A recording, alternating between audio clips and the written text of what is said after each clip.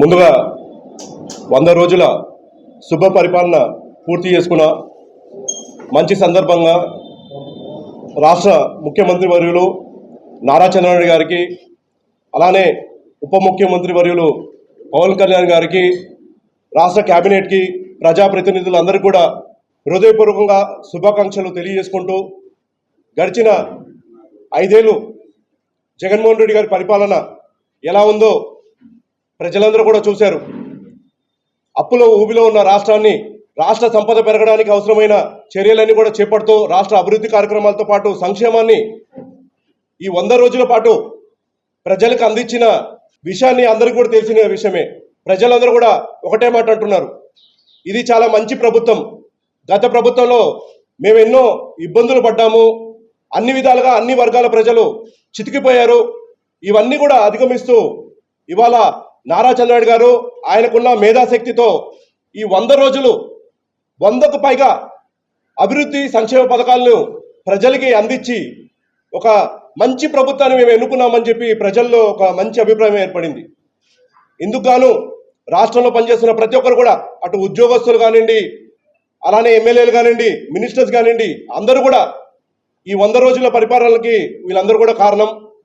ఇచ్చిన మాట మేరకు అన్ని పథకాలు స్టార్ట్ చేసినాం. ఉదాహరణకి గతంలో 250, 250, 5 ఏళ్ళకి 1000 రూపాయలు పెంచుకుంటూ పోయారు జగన్మోహన్ రెడ్డి గారు. ప్రభుత్వం రాగానే మొట్టమొదటి నెలలోనే గతంలో ఉన్న బకాయిలుతో పాటు పెన్షన్ని 4000 రూపాయలు చేస్తూ 7000 రూపాయలు పెన్షన్ అందించాం.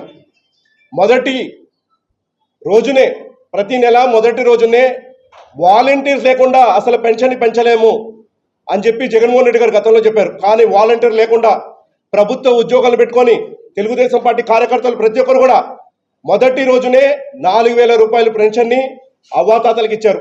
వికలాంగులకి 6000 పెన్షన్, 6000 నుంచి 15000 రూపాయల పెన్షన్ ఇచ్చారు. అలానే నారా లోకేష్ గారు మనకి గతంలో ఇచ్చిన హామీ 20 లక్షల ఉద్యోగాలు 5 ఏళ్ళు కల్పిస్తామని చెప్పన్నారు. మాట మేరకు మెగా డిఎస్సి 16,437 పోస్టులని విడుదల చేసి అవన్నీ భర్తీకి కార్యక్రమం మొదలుపెట్టారు. అలానే ఇక్కడ శ్రీ సిటీకి మొన్న నారా చంద్రబాబు గారు విజిట్ చేశారు. అలానే కేంద్రం నుంచి మనకి ఇండస్ట్రియల్ కారిడార్, అటు కడప కానివ్వండి, కర్నూలు డిస్టిక్కి ఇండస్ట్రియల్ కారిడార్ కోసం ఇప్పటికే శాంక్షన్స్ వచ్చి డబ్బులు కూడా విడుదల చేసిన పరిస్థితి మనందరూ కూడా తెలిసిందే. అలానే ఉచిత ఇసుకనిచ్చారు. గతంలో మనం చూసాం కల్తీ మద్యం ఉన్నింది. ఆ కల్తీ మద్యాన్ని అంతా కూడా తీసి ధరలన్నీ కూడా తగ్గిస్తూ మొన్ననే నూతన ఎక్సైజ్ విధానం రావడం జరిగింది.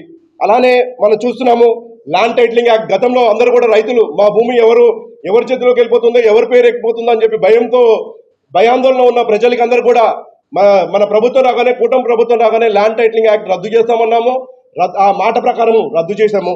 అలానే మనం చూస్తున్నాము వెనుకబడిన జిల్లాలు ఏవైతే ఉన్నాయో, ఆంధ్ర రాష్ట్రంలో వెనుకబడిన జిల్లాలు ఏవైతే ఉన్నాయో 7 జిల్లాల్ని బ్యాక్వర్డ్ డిస్ట్రిక్ట్ కింద రికగ్నైజ్ చేసే విధంగా మనం ప్రతిపాదన పంపించి అవన్నీ కూడా కేంద్రం నుంచి ఆమోదం పొందాయి.